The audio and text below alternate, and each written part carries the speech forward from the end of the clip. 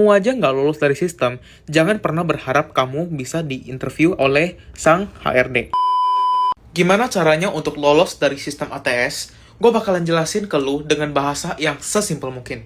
Oke, jadi hal pertama yang harus lu tahu adalah pada saat cari kerja, ada banyak banget orang yang apply, yang mungkin backgroundnya beda-beda. Dan tugasnya ATS adalah dimana dia mensortir orang-orang yang menurut sistem itu adalah orang yang tepat. Jadi dari sebanyak ini, ya, disortir menjadi sesedikit ini. Nah, fun fact yang pengen gue sampaikan kepada kalian adalah ATS itu hanya ada di perusahaan-perusahaan yang gede, ya. Yang kecil-kecil itu nggak ada tuh yang namanya ATS-ATSan. Jadi, cara main antara perusahaan gede dengan masuk ke perusahaan kecil itu sama sekali berbeda. Tapi kali ini, gue akan lebih fokus ke perusahaan yang gede terlebih dahulu. Nah, pastinya ATS dari company A, ya, dengan company B itu bisa berbeda. Ya, karena perusahaannya beda, mungkin sistem AI-nya beda, jadi nggak bisa disamain. Tapi intinya adalah, ATS itu hanya mendeteksi words. Dia akan mengelola kandidat yang masuk berdasarkan kata.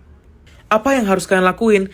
Kalian harus tahu dulu nih, ya. Jadi kalian baca dengan jelas kebutuhan perusahaan apa, lalu kalian tulis dengan plek-ketiplek perusahaan itu maunya apa. Kenapa? Karena ada salah satu kelemahan dari sistem ATS ini, di mana ATS itu nggak bisa mendetek kekeliruan dan kebohongan, ya. Yang bisa dia detect itu hanya words, kata-kata, ya. Jadi dia nggak tahu nih, ya, kamu tulisnya bohong atau kamu tulis benar. Yang dia tahu, dia hanya mensortir kata-kata yang sesuai. Lalu artinya apa semua ini? Ya coba kalian pikir sendiri. Oke, setelah banyak pelamar itu udah disortir, akhirnya yang terpilih itu orang-orang yang lolos ATS, barulah orang yang lolos ATS ini akan diinterview oleh si HRD.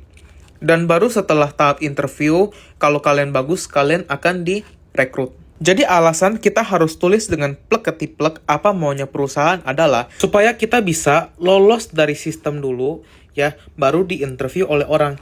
Karena kalau misalnya kamu aja nggak lolos dari sistem, jangan pernah berharap kamu bisa diinterview atau dapat interview oleh sang HRD. Oke, gua harap apa yang gua sampaikan ke teman-teman itu jelas. Harapannya ini bisa ngebantu teman-teman dalam mendapatkan pekerjaan. Jangan lupa follow untuk info berikutnya.